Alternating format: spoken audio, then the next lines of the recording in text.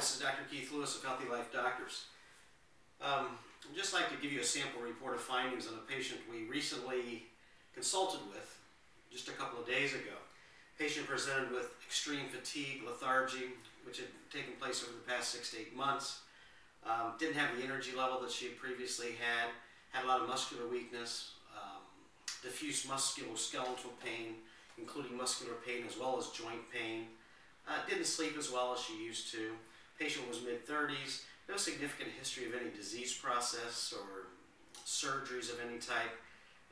Very athletic young lady, participates in triathlons, works with a personal trainer, works with a nutritionist, and really trying to do all the right things. But over the past 6 months, as I said, she's been extremely tired, lethargic.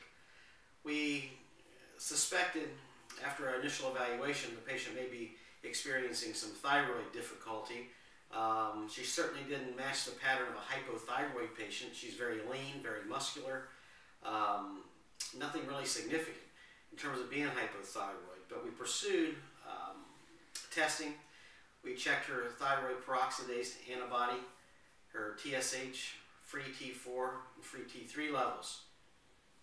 I have, which was probably difficult to see, some of the findings that we noted on her laboratory studies. We also did perform a CBC and a blood chemistry. The most significant finding, however, was that her thyroid peroxidase levels were extremely elevated. And of course, that automatically makes us think there might be some autoimmune process where the body's actually attacking or destroying the thyroid gland. Her T4 levels were pretty much within normal limits. Her T3 levels were in the low to normal ranges.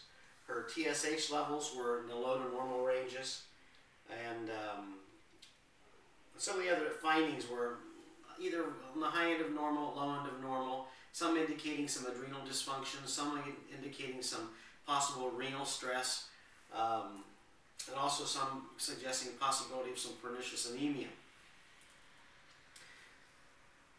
So our next course of action was to determine, well, if she does have an autoimmune problem involving the thyroid gland, are we dealing with a situation of Hashimoto's disease or syndrome, or are we dealing with a patient with Graves' disease or syndrome? Hashimoto's typically starts, symptomatically at least, with all the signs and symptoms of a patient that has hyperthyroidism, which is kind of interesting.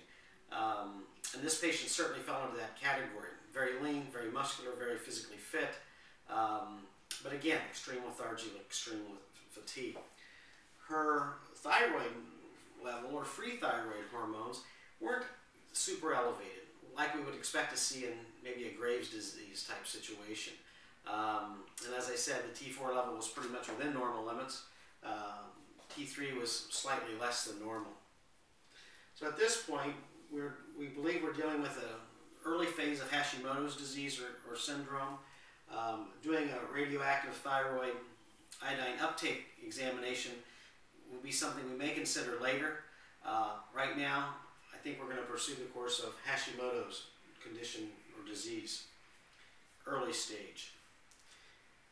And of course, with Hashimoto's, we also find a lot of times with our patients that we have adrenal dysfunction issues, adrenal fatigue or adrenal stress. And again, I suspect this patient, based on her history, may be experiencing just that.